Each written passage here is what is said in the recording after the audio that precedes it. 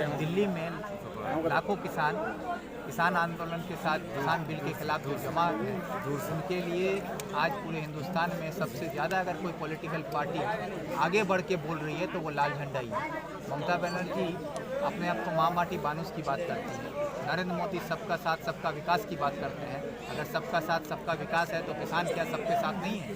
उनका विकास नहीं चाहिए।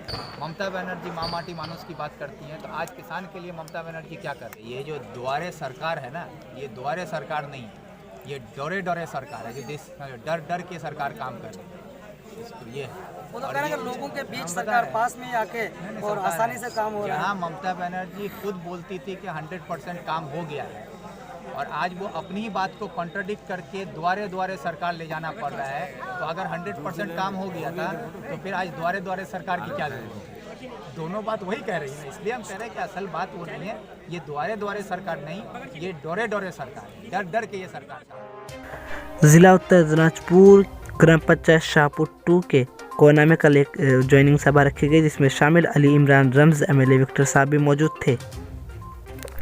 मजदूर संगठन ने वामफ्रंट के दामन को थामते हुए अली इमरान रम्ज के साथ नारेबाजी करते हुए नजर आए।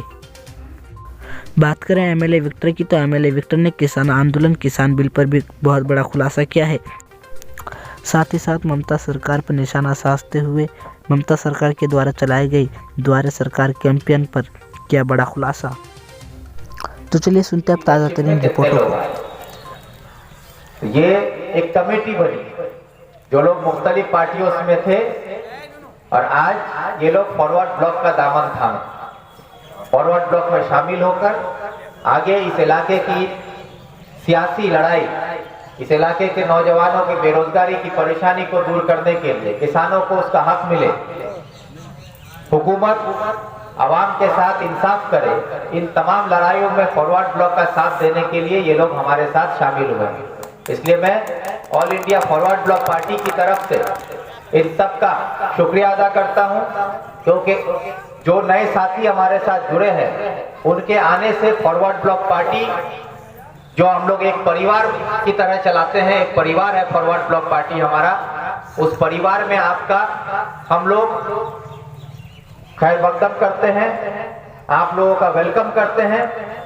और फॉरवर्ड ब्लॉक पार्टी में आप लोगों के शामिल होने से फॉरवर्ड ब्लॉक पार्टी की ताकत बढ़ी है, वामफ्रंट की ताकत बढ़ी है, और आप और हम जब एक साथ मिलकर चलेंगे तो ये यकीन मानिए कि जिस तरह पार्टी की ताकत बढ़ती है, उस तरह पार्टी से जुड़ा हुआ जो भी आवाम है उसकी भी ताकत बढ़ती है। मजदूर और हमारे यहाँ का हर जाति धर्म के लोगों को किस तरह से राहत मिलेगा, उनके लिए सरकार कैसे काम करेगी, हमारा कृषि नीति क्या होगा, हमारा शिक्षा नीति क्या होगा, हमारा स्वास्थ्य व्यवस्था कैसा होगा, हमारा एजुकेशन पॉलिसी क्या होगा, इन सब चीजों को तय किया गया है।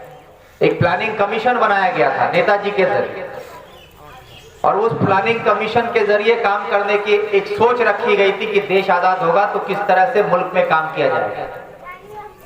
तो ये सोच को लागू करने के लिए एक लीडरशिप की जरूरत है। नेताजी को अगर आप देखें, आज आप किसी भी नेता का नाम ले लें, आप चाहे गांधी जी का नाम लें, आप भगत सिंह का नाम लें, आज आप नेताजी सुभाष चंद्र बोस के बारे में सोचें तो क्या पूरे देश में नेताजी ने किसी एक आदमी को कंबल नहीं बांटा है, पूरे देश में नेताजी किसी एक आदमी को तिरपाल नहीं दिया, ऐसा कोई इतिहास नहीं है जहां पढ़ने में दिखाई दे कि नेताजी किसी को कंबल बांटे हैं, नेताजी ने किसी को तिरपाल बांटा है। गांधी जी ने किसी को कंबल बांटा हो, गांधी जी ने किसी को तिरपाल बांटा हो, किसी माँ बहन को साड़ी दिया हो, किसी को 2 मुट्ठी चावल दिया हो, ऐसा कहीं इतिहास में लिखा हुआ है। लेकिन आज जो आदमी एक कंबल नहीं दिया, जो आदमी एक तिरपाल नहीं दिया, एक साड़ी नहीं दिया, एक लुंगी नहीं दिया, लेकिन आज भी पूरा हिंदुस्तान ही नहीं बल्कि पूरी दुनिया में आज नेताजी को नेताजी के तौर पर माना जाता है। गांधी जी आज हमारे देश के राष्ट्रपिता हैं। क्यों? अगर आज यही सोच हमारे देश का होता कि वह तो मुख कंबलों नहीं दिले, वह तो मुख लुंगी नहीं दिले, वो हमको कुछ नहीं दिया, तो आज उसको गांधी जी को गांधी जी क्यों मानते हैं? आज उसको राष्ट्रपिता क्यों मानते हैं? आज नेताजी सुभाष चंद्र बोस को क्यों मानते हैं? आज शहीद आजम भगत सिंह को क्यों मानते हैं? क्योंकि इन लोगों ने लीडरशिप दी थी, इन लोगों ने देश को सही रास्ते पे चलने का तरीका बताया। वाला भिखारी देश बन के खड़ा रहता है, तो उस वक्त जरूरत था सही रास्ते पर दिखाने का कि हमको भूख से मारा जा रहा है, हमारा हक छीना जा रहा है, हमको अपना हक छीन के लेना सीखना होगा, हमको अपना वजूद बचाना होगा। हमारी माँ बहनों की इज्जत आबरू लूट रहा है, हमारी माँ बहनें अंग्रेजों के घर में दासी बन के बैठी हुई हैं, उनको आजादी दिलानी होगी। हमारे देश के किसानों का जो जमीन का सीना चीर कर फसल उगाने की ताकत रखते हैं, उन किसानों को उनका हक दिलाने का लड़ाई था। उन लड़ाइयों को लड़ने का काम नेता जी ने किया। तो ये रास्ता दिखाना एक नेता का काम है। और नेता से आप मांगिएगा लुंगी, नेता से मांगिएगा कंबल, नेता से मांगिएगा मुक्की दिलो की नहीं दिलो, मिकी पानू की नहीं पानू। तो ये पानू और नी पानू इसमें उलझ के रहिएगा। तो आज आपको ये मिसाल इसलिए दे रहे हैं कि आप क्या पाए क्या नहीं पाए, जिसके बारे में थोड़ा सा हमारा ऑल इंडिया युवा लीग का जिला सेक्रेटरी कॉमरेड मुमताज बोल रहा है। उसकी तबीयत खराब हो गई इसलिए वो बैठ गया कि आज क्या पाए क्या नहीं पाए यही सोचते हैं आप, यही सोच आपका और पार्टी आके बोलता है एमएलए साहब की दिले, एमएलए साहब तो की करे दिले, ये सुनाएगा आपको। बोले मी कंबल दीछी, मी तिरपाल दीछी, ले जा, यही सब सुनाता है ना। और आप सोचते हैं कि कंबल डा पानू तिरपाल डा पानू। आपकी सबकी यहाँ पर ऐसा कोई आदमी है जो आप लोगों को याद होगा जब आप लोग दिल्ली पंजाब हरियाणा में फंस गए थे, आपके लिए कोई आवाज उठाने वाला नहीं था। जो लोग आपके पास माँ माटी मानुस, माँ माटी मानुस का नारा देते हुए आते हैं, उस वक्त उनकी माँ मर गई थी, लेकिन वो आपके लिए आवाज उठाने नहीं आए थे। क्या उस टाइम उनकी माँ मर गई थी? ममता बनर्जी की माँ मर गई थी। क्या हुआ था?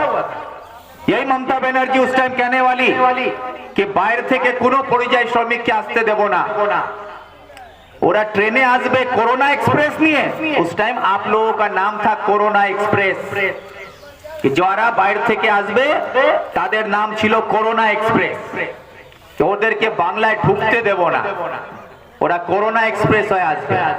उस वक्त आज हमारे पड़ोस में एक एमएलए साहब है, मंत्री साहब, वो यहाँ पर आके बड़ा बड़ा बात बोलते हैं कि 40 साल से विक्टर का परिवार है, विक्टर क्या किया।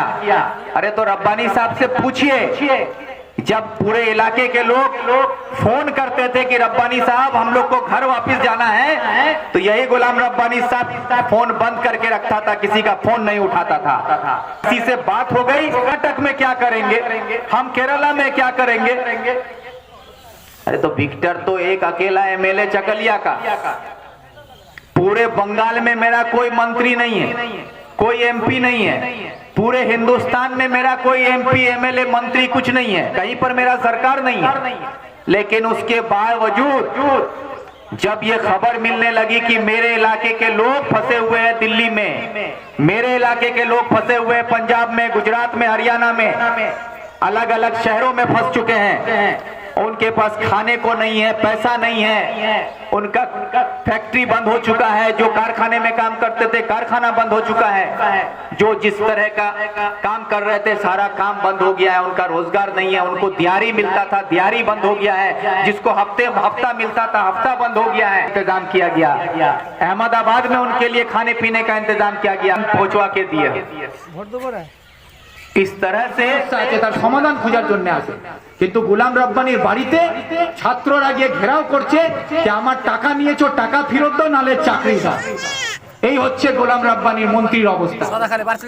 তো এই অবস্থার মধ্যে আপনাদেরকে ভাবতে হবে যে আজকে আপনাদের আপদে বিপদে যখন কোনো সমস্যায় আপনারা পড়েন, তো হয়তো ফরওয়ার্ড ব্লক দল আপনাকে এক গ্লাস জল খাওয়াতে পারে, চাও খাওয়াতে পারে, ভোট আসলে ভিক্ষা দেবেন, সেই 1 টাকা ভিক্ষা যদি আপনারা আমাকে দেন, তো ওই 1 টাকা ভিক্ষা কিন্তু কালকে বিপদের সময় আপনার 1 লাখ টাকার শক্তি হয়ে দাঁড়িয়ে পড়বে। এই কথা আপনাদেরকে আমি দিতে পারি।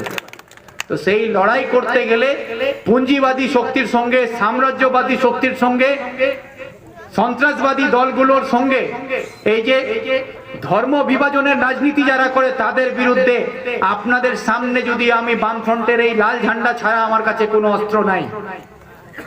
আর আমার में जाके रिजाइन कर दिया, यानी कि आपको टीएमसी का तरफ से जो नंदीग्राम का एमएलए था वो भी पद छोड़ दिया, मंत्री पद पहले छोड़ दिया था, सारा चेयरमैन छोड़ दिया, अब जो है विधानसभा का एमएलए पद से भी रिजाइन कर दिया और 19 तारीख को वो बीजेपी में ज्वाइन करने का बात चल रहा है कि 19 तारीख को बीजेपी ज्वाइन करेगा। उसका मंत्री राजीव बनर्जी वो भी बीजेपी में जाएगा, उसका आसनसोल पौरसभा का चेयरमैन विधानसभा का एमओ जा रहा है, हमारा पड़ोसी भी जा रहा है, भाई लोग चला गया है, अब हम भी आ रहे हैं, हो सकता है ये रास्ता भी तैयार किया जा रहा हो। अब क्या है, लेकिन ये बात तय है कि अब बीजेपी से हम लोगों को लड़ना होगा। और आज बंगाल में अगर बीजेपी घुसी सर उठा रही है तो ये सिर्फ ममता बनर्जी की वजह से। अगर ममता बनर्जी जब तक सरकार में नहीं थी तो बंगाल में बीजेपी को फड़फड़ाने का भी ताकत नहीं था। आज ममता बनर्जी की हुकूमत में आज बीजेपी पूरे बंगाल में नफरत का राजनीति कर रही है और हमारे पूरे बंगाल में जो हिंदू मुसलमान एकता के साथ समाज में हम लोग एक साथ रहते थे उस समाज में जहर घोलने का काम कर रही है। और उसका शुरुआत तो बोलता है कि वो तो चोरेर दल, तो तुम्ही कौन साधुर दल छिले, तुम्ही कौन साधुर दल छिले, जैसा करनी वैसा भरनी, जैसा करोगी वैसा भरोगी, तुम्ही ना की थी। जीता कोई भी, तृणमूल में सबको ले जाके पंचायत गठन कर लिए, वो हमार सब समिति हमार, सब जिला परिषद हमार, सब पौरसभा हमार, सब एमएलए एमपी हमार, बापेर जिम्मेदारी छिलो। जनगणेर দ্বারা নির্বাচিত হয় যারা জিতছে তাদেরকে কিনে নিজের দলে নিয়ে যাওয়া, তাদেরকে তুলে তুলে নিজের দলের নাম লিখিয়ে নিয়ে তুমি নিজেকে বড় নেত্রী মনে করেছিলে। আজকে সেই কাজ যখন বিজেপি করছে, তোমার দল ভাঙিয়ে নিয়ে যাচ্ছে, এখন খুব কষ্ট হচ্ছে। तो এই জায়গাটা एमएलए साहब तृणमूल में चले जाने से मंत्री बनবে, হ্যাঁ तो मंत्री होताम, लोकसभार एमपी होताम, সবই হতে পারতাম, এমপি মন্ত্রী সবই হয়ে যেতাম, কিন্তু আজকে আমার অবস্থাও এই ছাগলের 3 নম্বর বাচ্চা শুভেন্দু অধিকারীর মতো। আমি মানুষের বাচ্চা হয়ে জন্মেছি, মানুষেরই বাচ্চা থাকতে চাই, ছাগলের বাচ্চা হতে চাই না। তাই আমি আমার জায়গায় সম্মানের সঙ্গে ছিলাম, যে সম্মানটা আপনারা দিয়েছিলেন। আমি আপনাদের মাথা হেট হতে দিইনি।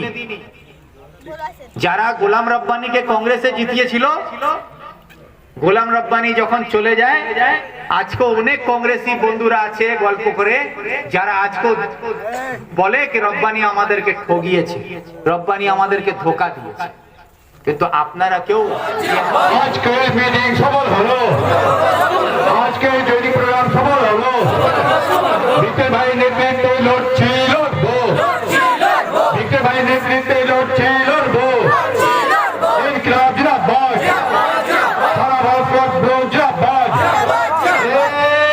ইনকিলাব।